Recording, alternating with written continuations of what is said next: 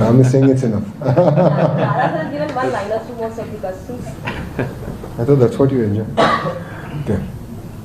Media మిత్రులందరికీ నమస్కారం. నిన్న నేను అశ్విని వైష్ణవ్జీ గారిని కలిసిన తర్వాత మీతో మాట్లాడటం జరిగింది. సో ఆ ఇష్యూని నేను ప్రస్తావించాను.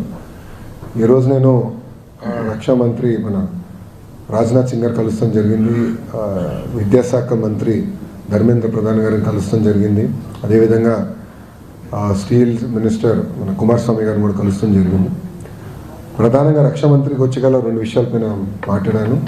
ఎన్సీసీని పెద్ద ఎత్తున ఆంధ్ర రాష్ట్రంలో ప్రోత్సహించాలని మన ప్రభుత్వం నిర్ణయం తీసుకుందని ఆయన తెలియజేశాను. దాంట్లో భాగంగా ఒక డైరెక్టరేట్ ఆంధ్ర రాష్ట్రానికి ఏర్పాటు చేయాలి, ఫ్లయింగ్ స్క్వాడ్స్ అని కూడా చేయాలని నేను గౌరవ మంత్రి గారిని కోరాను. దానికి అనుకూలంగా ఆయన స్పందించారు. అంతేకాకుండా డిఫెన్స్ మ్యానుఫ్యాక్చరింగ్లో పెద్ద ఎత్తున ఆంధ్ర రాష్ట్రాన్ని ప్రోత్సహించమని ఒకటి కోరాను. కావాల్సిన ఎకో సిస్టమ్ అనుకుంది. ఆల్రెడీ అనేక డిఫెన్స్ పరిశ్రమలకి మనం భూములు కూడా అనంతపూర్ జిల్లాలో కేటాయిస్తాం జరిగింది. అదొక డిఫెన్స్ హబ్గా ఏర్పాటు చేసే అవకాశం ఉంది.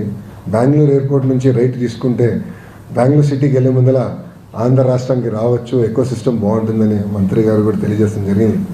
అది కూడా ఆయన పరిశీలిస్తారని హామీ ఇచ్చారు. దాని తర్వాత విద్యాశాఖ మంత్రి గారిని స్పష్టంగా గత 5 సంవత్సరాల్లో ఆంధ్ర రాష్ట్రంలో ఉన్న ప్రభుత్వ పాఠశాలకు చాలా అన్యాయం జరిగింది. కేంద్ర ప్రభుత్వం ఇచ్చిన నిధులు సకాలంగా మనం వాడుకోలేకపోయారు. ఆంధ్ర రాష్ట్రం ఇవ్వాల్సిన మ్యాచింగ్ గ్రాంట్లు కూడా ఇవ్వలేదు. దానివల్ల నష్టపోయాం, ప్రాజెక్టులు ముందరికి వెళ్ళలేదు. ఆ నిధులు మీరు క్యాన్సిల్ చేయొద్దు, మేము పూర్తి చేస్తామని కూడా మంత్రి గారికి హామీ ఇచ్చాం. రాబోయే సంవత్సరాల ఎలొకేషన్స్ ఆంధ్ర రాష్ట్రానికి పెంచమని కోరాను. ఆంధ్ర మోడల్ ఆఫ్ ఎడ్యుకేషన్ అంటే కేజీ నుంచి పీజీ వరకు కరికులం ఏదైతే మనం రీవ్యాంప్ చేయాలనుకుంటున్నాం, బలోపేతం చేయాలనుకుంటున్నాం, టెక్నాలజీతో జోడించి విద్యార్థులకి మెరుగైన విద్య అందించాలనుకున్నామో అది ఆయనకి చెప్తాం జరిగింది. ఆయన కూడా ఇమీడియట్గా ఆయన టీంతో కలిసి ఆంధ్ర రాష్ట్రానికి వస్తానని హామీ ఇచ్చారు.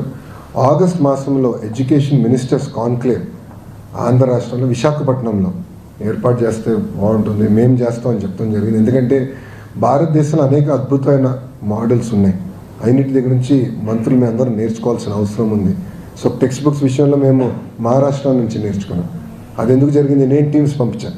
అదే మంత్రులు వస్తే మంచి ఎక్స్చేంజ్ ఆఫ్ ఐడియాస్ ఉంటుంది. రెండో రోజు ఎడ్టెక్ కంపెనీస్ ద్వారా ప్రజెంటేషన్స్ తీసుకోవచ్చు, ఒక మోడల్ క్రియేట్ చేయొచ్చు అని నేను మంత్రి గారిని కోరాను. దానికి ఆయన అనుకూలంగా కూడా స్పందించారు. ఆయన ఒక మాట అన్నారు, టెక్నాలజీ విషయంలో ఎప్పుడు ఆంధ్ర రాష్ట్రం ముందుంటుంది, మీరు చేయండి, అది మంచి ఫలితాలు వస్తే భారతదేశానికి మనం తీసుకెళ్ళొచ్చని మంత్రి గారు చెప్పారు. ఇంకో పక్కన కుమారస్వామి గారు కలిసినప్పుడు ఆయన నేను పర్సనల్గా కృతజ్ఞతలు తెప్పడం జరిగింది. ఎందుకంటే ఇక్కడ చాలామంది ఎంపీలు మేము అందరం కలిసికట్టుగా గత 8 నెలలుగా చాలా కష్టపడ్డాం. మీ అందరూ తెలుసు, వైజాగ్ వెళ్ళినప్పుడు ఎంపీలతో ఎమ్మెల్యేలతో మేము అందరం కూర్చున్నాం, మాట్లాడాం, ఎట్లా రివైవ్ చేయాలి, ఆప్షన్స్ ఏంటి మన ముందలా అని డిస్కస్ చేసి అక్కడ నుంచి ఒక పద్ధతి ప్రకారం అంటే భారతదేశంలో ఎక్కడ జరిగిన విధంగా పద్ధతి ప్రకారం మేము ఆ ప్రాజెక్ట్ని రివైవ్ చేసే దానికి దాదాపు కేంద్ర ప్రభుత్వం నుంచి 11,000 కోట్ల ప్లస్ నిధులు తీసుకురాగలంటే అది మెటిక్యులస్గా ప్లాన్ చేశాం. కేంద్రంలో ఉన్న ప్రధానమంత్రి గారు, హోంమంత్రి గారు, ఆర్థిక శాఖ మంత్రి గారు, కుమారస్వామి గారు, ఉన్న ఎంఓఎస్టీఎల్ వర్మ గారు సహకారంతో మేము అది సాధించాం. దానివల్ల ఆంధ్ర రాష్ట్ర ప్రజల్లో కూడా హోప్ వచ్చింది. డబుల్ ఇంజిన్ సర్కార్ అద్భుతంగా పనిచేస్తుంది, దీనివల్ల ఆంధ్ర రాష్ట్రానికి మంచి రోజులు మళ్ళీ రాబోతుందని ప్రజలు కూడా గుర్తించారు. ఇట్లా కలిసికట్టుగా మేము పనిచేస్తామని చెప్పాం. మంత్రి గారు కూడా మేము అందరం మాట్లాడిన తర్వాత అనుకున్నాం, ఎట్టి పరిస్థితుల్లో కేంద్ర ప్రభుత్వం ఇప్పుడు పెడుతున్న పెట్టుబడి కానీ ఆంధ్ర రాష్ట్రం పెట్టుబడి కానివ్వండి, ఎకనామిక్ యాక్టివిటీ ద్వారా తిరిగి వడ్డీతో సహా చెల్లిద్దాం, మంచిగా మేనేజ్ చేద్దాం, ఇంకొకసారి నష్టాల్లోకి ఈ ప్లాంట్ వెళ్ళకూడదు, మంచి మేనేజ్మెంట్ తీసుకొద్దాం, క్లోజ్గా మానిటర్ చేద్దామని మేము అందరం కలిసికట్టుగా నిర్ణయం తీసుకుంటాం జరిగింది.